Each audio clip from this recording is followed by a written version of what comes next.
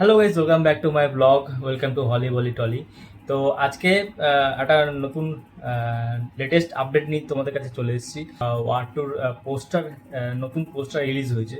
তো এখানে ঋত্বিক রোশন শেয়ার করেছে নিজের পোস্টার, আর হচ্ছে কায়রা আদবানির পোস্টার, আর হচ্ছে জুনিয়র এনটিআর পোস্টার। তো তিনটে পোস্টারই রিলিজ হয়েছে আজকে। তো এখানে লেখা আছে 50 days to go war। তো ওয়ারে রিলিজ হতে আর 50 দিন বাকি, 14ই আগস্ট রিলিজ হচ্ছে। তো সেই কারণে আজকে পোস্টারটা রিলিজ করা হয়েছে।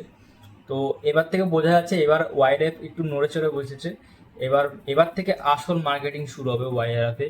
কেন এতদিন আমরা দেখছিলাম সেই টিজার আনার পর থেকে এতদিন আর কোনো আপডেট দিচ্ছিল না, একদম মানে পুরো শান্ত বসেছিল। তারপর থেকে দেখলাম যে কুলির আস্তে আস্তে কন্টেন্ট মার্কেটিং শুরু করেছে। কুলির গতকাল একটা গান বেরিয়েছে চিকিটু বলে, যেটা আমি ভিডিও বানিয়েছি, রিয়াকশান দিয়েছি, সেটা তোমরা দেখতে পারো ওখানে গিয়ে আমার রিয়াকশান ভিডিওটা। কুলিতে রজনীকান্ত রয়েছে। রজনীকান্ত সাউথে একটা অনেক বড় স্টার, সব থেকে বড় স্টার হচ্ছে রজনীকান্ত। রজনীকান্তের বই সাউথে সব থেকে বেশি দেখে লোকে। তো এই জায়গায় দাঁড়িয়ে এখন কুলির সাথে যখন ক্লাশ হচ্ছে, একদম মানে ঠিক হয়ে গেছে। তো এইবার আদিত্য চোপড়া একটু নড়ে চড়ে বসেছে, এইবার মার্কেটিং শুরু করবে ওয়ার নিয়ে। তো খুব সম্ভবত বোঝা যাচ্ছে, প্রথমে বলেছিলাম যে জুলাই মাসের ফার্স্ট উইকে হয়তো প্রথম গান বেরোবে ওয়ারের। কিন্তু এখন মনে হচ্ছে সেটা হয়তো এগিয়েও আসতে পারে।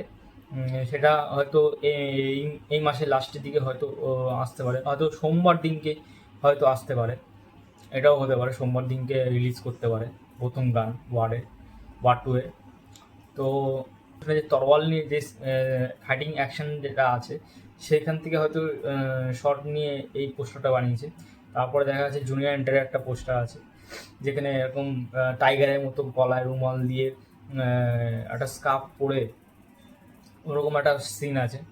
আর সব থেকে ভালো লেগেছে কায়রা আডবাণীর পোস্টার, কেননা এর আগে যখন যত স্পাই ইউনিভার্স হয়েছে, যেমন টাইগারে ক্যাটরিনা ক্যাফ, হ্যাঁ, তারপর হচ্ছে পাঠানে দীপিকা পাদুকোন, এরা সবাই মানে সবাই, এরা দুজনই খুব ভালো অ্যাক্টিং করেছে, খুব ভালো স্পাই ইউনিভার্সে, খুব ভালো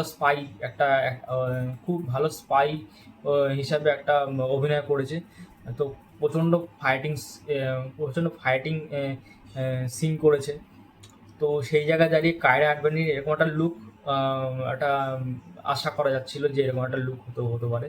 খুবই ভালো লাগছে কায়রা আডবাণীর লুকটা দেখে। এবার দেখা যাক ছবি রিলিজ হলে কেমন পারফর্ম করে কায়রা আডবাণী। তো ভালো লাগছে ওয়ার টু এর সাথে কুলি ক্লাশ হবে।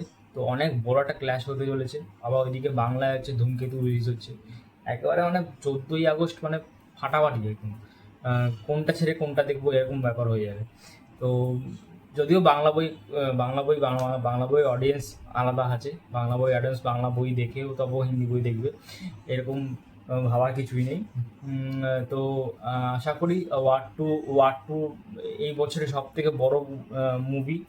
তো এটাও দর্শকেরা এর জন্য অনেক দিন ধরে অপেক্ষা করেছে। তো আশা করা যায় এটা 1000 কোটি ক্লাবে ঢুকতে পারে, না ঢোকার কিছুই নেই। কেননা একটা ঋত্বিক রোশনের মতো একটা বড় স্টার আছে, তার মধ্যে জুনিয়র এনটিআর সাউথের অনেক বড় হিরো। তো আশাই করা যায় যে একটা ভালো হিট দেবে। তো দেখা যাক কুলি আর ওয়ার টু এর মধ্যে কোন বইটা বেশি ভালো হয়, কোন বইটা সবার পছন্দ হয়। তো এই ছিল ওয়ার টু নিয়ে একটা আপডেট। এরপরে যদি কোনো আপডেট বেরোয় ওয়ার টু এর সংস নিয়ে বা অন্য কিছু কোনো আপডেট যদি বেরোয়, তাহলে তোমাদের অবশ্যই জানাবো। পরবর্তী কোনো আপডেট নিয়ে আমার চ্যানেলটা অবশ্যই সাবস্ক্রাইব করো, আর লাইক শেয়ার করতে ভুলো না। তো বাই বাই।